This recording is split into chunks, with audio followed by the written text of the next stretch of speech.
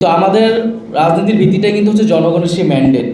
কারণ আমরা জনগণের মধ্য থেকে, আন্দোলনের মধ্য থেকে, রাজপথ থেকে গড়ে উঠেছি। যদি জনগণ আমাদেরকে সমর্থন না দেয় রাজনৈতিকভাবে, আর্থিকভাবে, নৈতিকভাবে, তাহলে আসলে আমরা রাজনৈতিকভাবে টিকে থাকতে পারবো।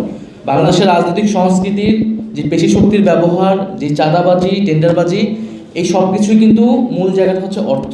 বাংলাদেশের ইতিহাসে একটা 3 মাসের রাজনৈতিক দল হিসেবে আমাদেরকে যতটা প্রশ্ন কিন্তু সম্মুখীন হতে হয়েছে এই বিষয়গুলোতে, এবং আমরা কিন্তু সাধুবাদ জানিয়েছি এবং সেগুলোর উত্তর আমরা দেওয়ার চেষ্টা করেছি। কিন্তু আমরা একই সাথে যাবো যে এই একই প্রশ্ন বা সমালোচনা বা জিজ্ঞাসার জায়গাটা আমাদের অন্য রাজনৈতিক দলগুলোর প্রতিও থাকতে হবে। কারণ আমরা যদি রাজনৈতিক সংস্কৃতির পরিবর্তন করতে চাই সামগ্রিকভাবে, এটা কোনো একক দলের পক্ষে কিন্তু সম্ভব না। আমরা একটা ইনিশিয়েটিভ নিচ্ছি আমাদের নতুন দল হিসেবে, এবং আমরা চাবো যে আমাদের পুরো রাজনৈতিক সংস্কৃতিতে অন্য রাজনৈতিক দলগুলোতেও এই আর্থিক স্বচ্ছতার বিষয়টা আসতে হবে।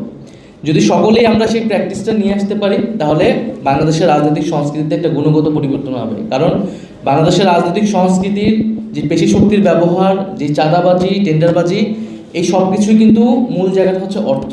টানা 7ম মতো বেস্ট টিস্যু পেপার ব্র্যান্ড হিসেবে স্বীকৃতি পেয়েছে বসুন্ধরা টিস্যু। কারণ আর্থিক স্বচ্ছতা রাজনৈতিক দলগুলো কিন্তু প্রকাশ করেন। তো আমরা বলতেছি যে আমরা আমাদের যেই প্রতি বাৎসরিক রিপোর্ট, সেই রিপোর্টে আয়ের উৎস, ব্যয় সামগ্রিকভাবে সেটা আমরা প্রকাশ করব, এবং নির্বাচন কমিশনের কাছে আমরা যখন রেজিস্ট্রেশন নিতে যাব, আমাদের এই মাসে সকল কাগজপত্র জমা হবে। যেহেতু আমাদের দল এখন প্রাতিষ্ঠানিক রূপে যাচ্ছে, রেজিস্ট্রেশন আমরা আশা করি আমরা দ্রুত সময়ের মধ্যে পাবো।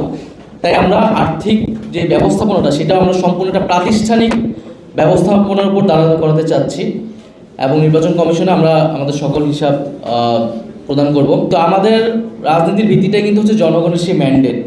কারণ আমরা জনগণের মধ্য থেকে, আন্দোলনের মধ্য থেকে, রাজপথ থেকে গড়ে উঠেছি। যদি জনগণ আমাদেরকে সমর্থন না দেয় রাজনৈতিকভাবে, আর্থিকভাবে, নৈতিকভাবে, তাহলে আসলে আমরা রাজনৈতিকভাবে টিকে থাকতে পারবো।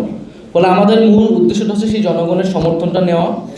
এবং আমরা আন্দোলনের সময় দেখেছি যে ক্রাউড ফান্ডিং বলে, আমরা কিন্তু সেই আন্দোলনের সময় থেকে এটা শিখেছি। সেটা অনেক ম্যানুয়ালি হতো, আমরা এটাকে এখন ডিজিটাল একটা ফরম্যাটে নিয়ে আসার চেষ্টা করছি। আন্দোলনের সময় কিন্তু পুরো আন্দোলনটা আমরা পরিচালনা করছি ক্রাউড ফান্ডিং মডেল, এই ক্রাউড ফান্ডিং থেকে, গণচাঁদা থেকে।